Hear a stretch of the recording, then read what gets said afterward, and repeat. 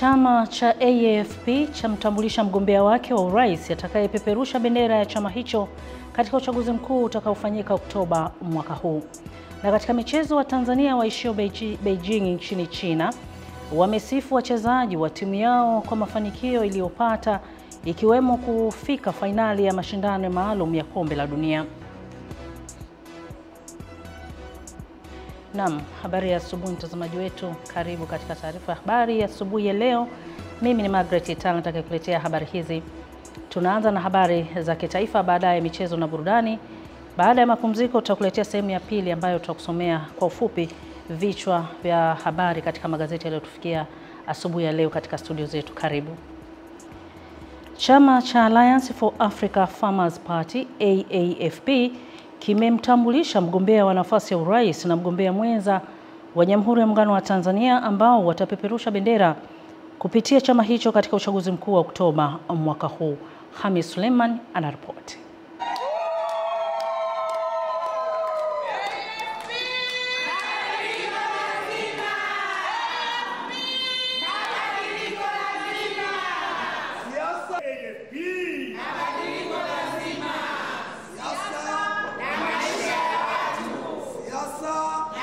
Katibu mkuu wa chama cha AAFP Rashid Rai akizungumza na waandishi wa habari jijini Dar es Salaam kabla ya kumtambulisha mgombea urais na mgombea mwenza wake, amesema chama hicho kimejipanga katika kuleta mabadiliko makubwa pindi kitakapopata ridhaa ya kushika dola. Kwa leo ni maalum kwa ajili ya chama sasa kuwatambulisha rasmi kwenu waandishi wa habari kwamba chama chetu katika mkutano wa tarehe 29 wa mwezi wa 4 mwaka huu tulipitisha majina ya mgombea wa rais wa Jamhuri ya Muungano ndugu Kunje Ngombale Mwilu na mgombea mwenza Bichumu Juma Habala. Tunafanya hivyo kwa sababu mgombea nafasi ya urais kupitia chama hicho Kunje Ngombale Mwilu amewashukuru wajumbe wa mkutano wa chama hicho ambao walimpitisha kugombea nafasi ya urais na kuahidi makubwa katika safari hiyo, huku akijinadi kuwa serikali yake itakuwa ya mchaka pindi akipata ridhaa ya kuchaguliwa. Tumejipanga kisawasawa kuchukua dola nchi hii. Serikali yangu, ndugu zangu waandishi wa habari, itakuwa ya mchaka. Itakuwa hakuna kulala kwa wale nitakaowateua na wale watakaochaguliwa. Wananchi watapata usingizi, lakini wateule na wachaguliwa, wabunge na mawaziri wangu wa serikali yangu hawatapata usingizi. Aidha, mgombea huyo pia akatoa rai kwa vyama vya upinzani kutokuwa na mihemko ya kisiasa ya kutaka mabadiliko ya haraka kwa kutumia lugha zisizofaa. Mabadiliko yana safari ndefu. Mabadiliko si ya haraka tu. Haiwezekani. Kuna baadhi ya vyama, siwezi kuvitaja kwa majina, natoa mfano. Mnada unafanyika kesho kutwa wa ng'ombe. Yule ng'ombe amekonda. Wewe unamlazimisha yule ng'ombe leo umpe pumba ili aweze kunenepa, umpeleke kwenye mnada. Hilo linawezekana ndugu zangu waandishi wa habari? Haliwezekani. Hamis Suleiman, Channel 10, Dar es Salaam. Naam, shukran Hamis Suleiman kwa taarifa hiyo. Mkuu wa wilaya ya Ilala Edward Mpogolo amewataka viongozi wa jiji la Dar es Salaam kuhakikisha mitaa yote 159 na kata 26 ndani ya jiji wanashiriki katika zoezi la usafi ili kuweka jiji hilo kuwa safi na salama. Mpogolo ametoa wito huo mara baada ya kukamilisha zoezi la usafi lililofanyika maeneo mbalimbali ya jiji kwa kushirikiana na wananchi na makampuni ya usafi, zoezi ambalo limetekelezwa kila wiki. Amesema jiji limekuwa likikabiliwa na changamoto ya takataka kutokana na kutupwa taka kwenye mito. Ni wasihi wenye viti wa serikali za mitaa popote katika wilaya yetu, kule kwenye changamoto ambazo zipo, tuweze kuorganize watu wetu, tuje kwa mkurugenzi kuona namna gani tunaweza kurejesha barabara zetu zile katika hali nzuri. Si kila mahala ambapo mkurugenzi anaweza. Ziko jitihada za wananchi ambazo zinaweza zikashirikiana na halmashauri yetu kwa ajili ya kuweka barabara na miundombinu yetu katika hali nzuri. Mheshimiwa Rais ameshatutaka baada ya mvua hizi kwamba barabara zote katika halmashauri ya jiji la Dar es Salaam ziendelee kutumika. Hivyo tunamshukuru sana Mheshimiwa Rais kwa maelekezo na maagizo yake. Tunakwenda kuhakikisha katika jiji la Dar es Salaam barabara zote zenye changamoto zinaenda kurekebishwa ili ziweze kupitia.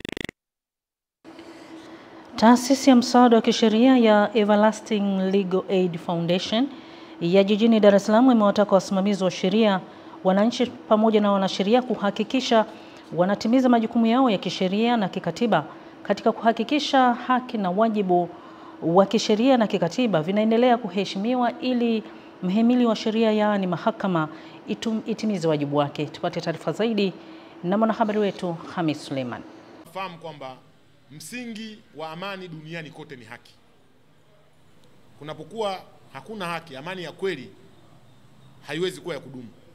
Wito huo umetolewa na mkurugenzi wa taasisi hiyo Dr. Hamisi Masudi wakati alipozungumza na waandishi wa habari kutoa ufafanuzi wa mambo mbalimbali ya kisheria yaliyojitokeza katika sakata linalowakabili baadhi ya viongozi wa vyama vya siasa ikiwemo Chadema. Katika dhana ya usimamizi wa amani hakuna ubishi. Kachelo yoyote, yani detective huyo, askari kanzu, officer yoyote wa jeshi lolote, iwe polisi, iwe JWTZ, ambayo amekwenda mafunzo, unaposema nitahatarisha amani, hataki kukuruhusu hata watu 5 kupiga mbele, kwa sababu ni lazima azuie kabla jambo kutokea. Lakini sheria inakutaka kwamba akifanya tukuchukue, tukukamata, tukushtaki.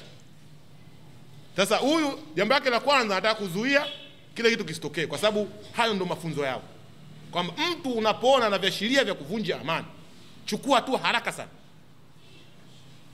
Hiyo ndo dhana ya usimamizi wa amani, ulinzi wa amani, yani tahadhari kabla ya hatari. Kwa hiyo unaona kuna wengine wanaweza kukamatwa, kama unavyoona wengine wamesema wamekamatwa, wamezungushwa, lakini labda kosa limeweza kuwa limetokea, labda kama hawakufunguliwa jarada la uchunguzi au kuweza kufunguliwa kesi aina yote, kwamba sasa unanikamataje na unanizungushaje, unaniachiaje, mimi ni mhalifu au vipi? Aidha, Masudi pia akatoa rai kwa viongozi wa dini kuhakikisha wanasimama katika misingi yao na kuacha kuingilia mambo ya kisiasa ambayo yanaweza kuwagawa na kuleta mipasuko katika jamii. Tupo katika mjadala ya umma, lakini je, ile mjadala ya umma tusitengeleze zana za udini. Tutoe maoni kwa sababu ya kujenga taifa moja lenye umoja na mshikamano.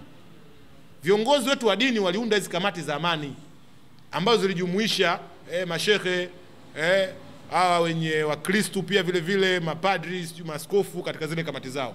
Sina hakika kama na wale ambao wana dini, nani religious kama na wao wamo katika hizo kamati, sina hakika sana. Maana lengo ni nini? Inapotokea mjadala kama hii ya umma, kuna jambo liko sawa sawa, tunakaa kwa pamoja, tunaangalia, je, hichi kitu kiko sawa sawa? Tunazungumza vipi na serikali katika jambo hili? Hekima yake ni nini bila kuleta mkanganyiko katika jamii? Hamisi Suleiman, Channel 10, Dar es Salaam. Naam, shukran Hamis Suleiman kwa mara nyingine tena. Serikali imewataka watumishi katika ofisi ya taifa ya takwimu NBS kufanya kazi kwa bidii na weledi, huku wakitambua kazi yao ipo kwa ajili ya kutoa huduma kwa umma na si vinginevyo. Tupate taarifa zaidi. Rai hiyo imetolewa hapa jijini Dodoma na naibu katibu mkuu wa Wizara ya Fedha Bi Jennifer Omolo wakati alipokuwa akifungua baraza la wafanyakazi wa NBS kwa niaba ya Waziri wa Fedha Dr. Mwigulu Nchemba. Tunapaswa kila wakati kutimiza wajibu wetu kwa kufanya kazi kwa bidii na weledi popote tulipo, tukizingatia kwamba asili ya kazi yetu ni utoaji wa huduma kupitia uzalishaji na usambazaji wa takwimu rasmi nchini. Ni vyema kuelewa kuwa weledi, ufanisi na tija katika utoaji wa huduma na uzalishaji ndio utakaotuwezesha kama watumishi wa umma kupata maslahi zaidi na yale yaliyo bora. Mapema mtakwimu mkuu wa serikali Dr. Amina Msengwa akaeleza lengo la kuitishwa kwa baraza hilo la wafanyakazi, huku kamisa wa sensa Tanzania bara Bi Ana Makinda akichukua nafasi hiyo kuwashauri watumishi wa ofisi hiyo ya taifa ya takwimu kumpa ushirikiano wa hali ya juu mtakwimu mkuu mpya wa serikali Dr. Msengwa. Na lengo kubwa la mkutano huu ni kuhakikisha kwamba tunaweza kujadiliana, lakini pia na kukumbushana majukumu yetu, lakini na kupata mwelekeo wa changamoto na utekelezaji wa shughuli zetu mbalimbali. Mawazo yale mkiwa pamoja mtafanya kazi vizuri. Msimtegee, maana iko tatizo la kumtegea naye. Hasi mkubwa huyo atasema mwenyewe. Simja atajua mwenyewe, hajui, anataka kujifunza. Na amemwambia tunajifunza najifunza. Kwa hiyo mfundisheni. Kutoka hapa Dodoma ni Kuringamongi. Naam, shukrani sana Kuringamongi kwa taarifa hiyo.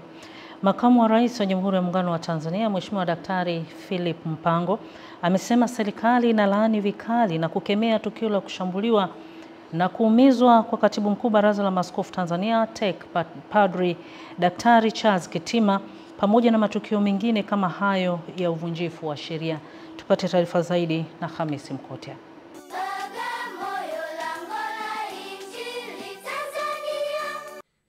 Makamu wa Rais Dr. Mpango amesema hayo wakati aliposhiriki katika misa ya kumsimika askofu wa jimbo jipya Katoliki la Bagamoyo, Mhashamu Askofu Stefano Lamiki Musomba, pamoja na sherehe ya uzinduzi wa jimbo hilo iliyofanyika katika uwanja wa St. Mary wilayani Bagamoyo mkoani Pwani. Napenda niwahakikishie Watanzania na wapenda haki, amani na usalama kuwa tayari serikali kupitia Wizara ya Mambo ya Ndani imeviagiza vyombo vya dola kuwatafuta, kuwakamata na kuwachukulia hatua kali za kisheria waliohusika na tukio hilo na wale wote watakaothibitika kuhusika na matukio kama hayo ambayo hayakubaliki kabisa mahali popote.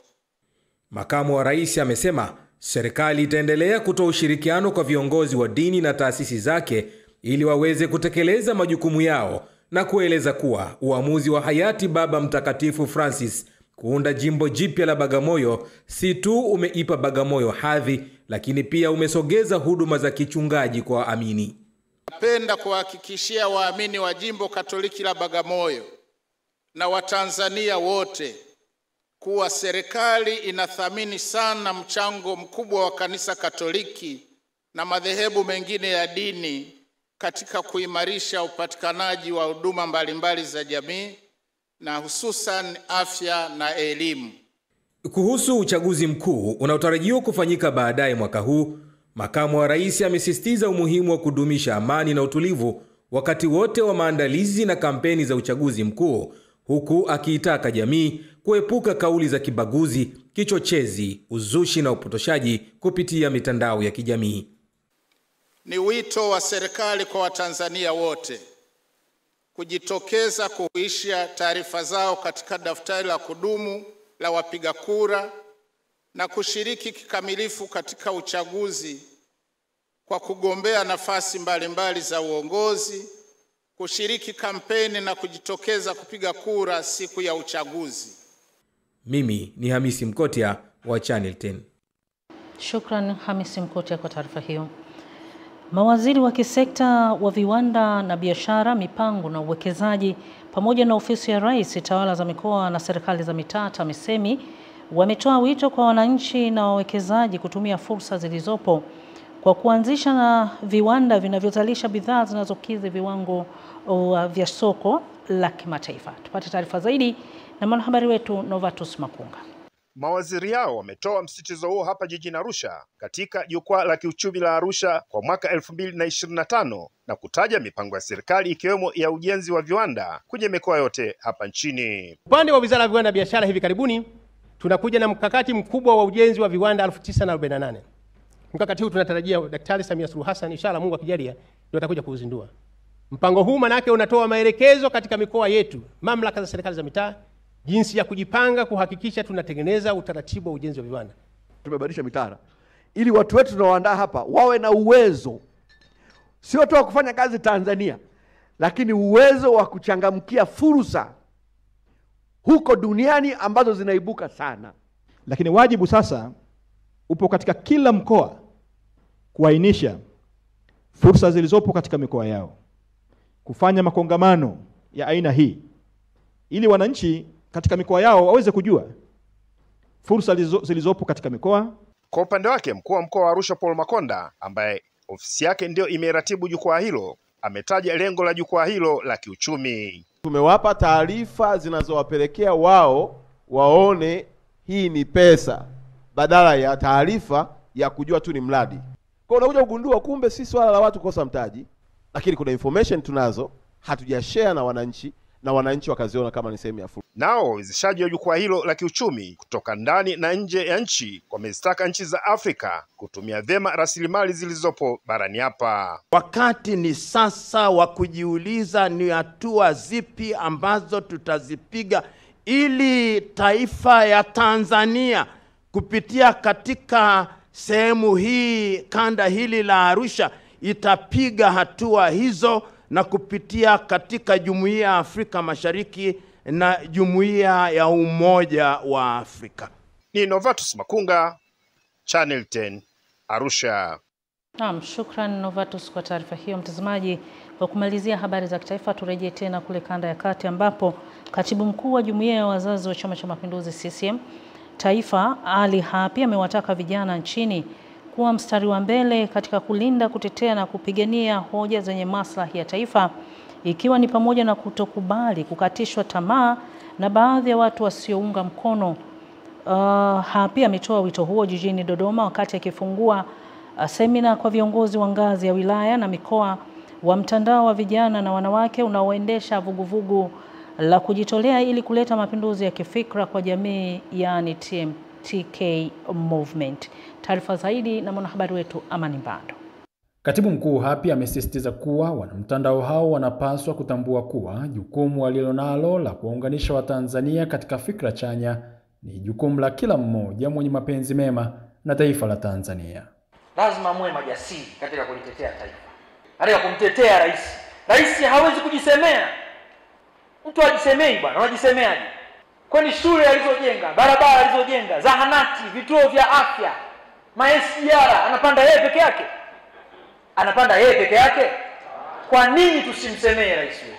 Kupitia kusanyiko hilo, Hapi amewasilisha salamu za Katibu Mkuu wa Chama cha Mapinduzi CCM Taifa Balozi Dr. Emmanuel Nchimbi zinazowataka wanamtandao hao kuhamasisha ushiriki wa makundi mbalimbali kwenye awamu ya pili ya uboreshaji wa daftari la kudumu la wapiga kura.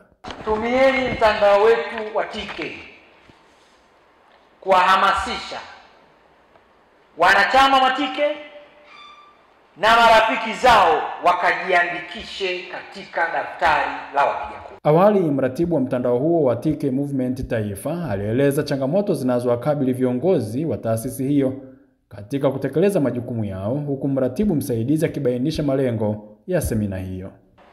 Malengo yetu ni kumuunga mkono Mheshimiwa Daktari Samia Suluhu Hassan. Lakini kwa nini wateule wake baadhi wanatupinga? Na kwa kusudi la semina siku ya leo ni kupeana mikakati na mbinu mbalimbali za kuweza kuhakikisha kwamba tunatimiza lengo ambalo tulipeana siku ya uzinduzi, ikiwa ni kumtafutia Mheshimiwa Rais kura zipatazo milioni 6 za uhakika bila maneno mengi. Amani Mbando, Channel 10, Dodoma. Naam, shukrani sana Amani Mbando. Katika michezo, wa Tanzania waishio jijini Beijing nchini China wamesifu wachezaji wa timu yao kwa mafanikio iliyoyapata, ikiwemo kufikia fainali ya mashindano maalum ya kombe la dunia. Mwanamichezo wetu Ezekiel Mambopo ana undani wa taarifa hiyo.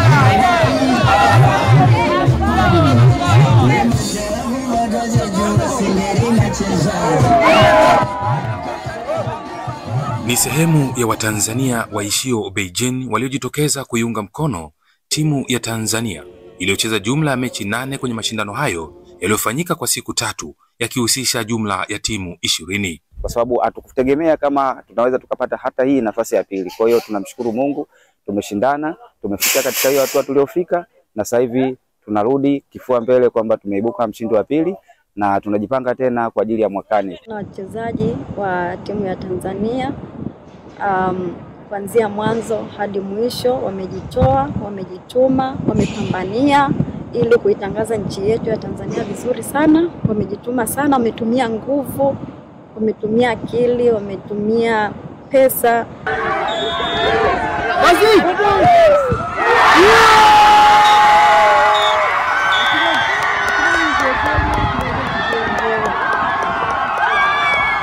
Timu ya Cape Verde imetoa ubingwa wa mashindano hayo baada ya kuifunga Tanzania kwa mikwaju ya penati 7-6, ikiwa ni baada ya dakika za kawaida za mechi hiyo kuisha matokeo yakiwa sare ya magoli 1-1. Ni kushukuru kwamba mashindano yameisha vizuri na nchi yetu ya Tanzania imeweza kuwakilishwa vizuri, lakini pia mwisho naweza kusema kwamba mwisho wa mashindano haya ya 2025 ndio mwanzo wa mashindano au ndio mwanzo wa maandalizi kwa ajili ya msimu wa 26. Hivyo basi Watanzania tuendelee kusupport na Watanzania win hearts of many fans hapa.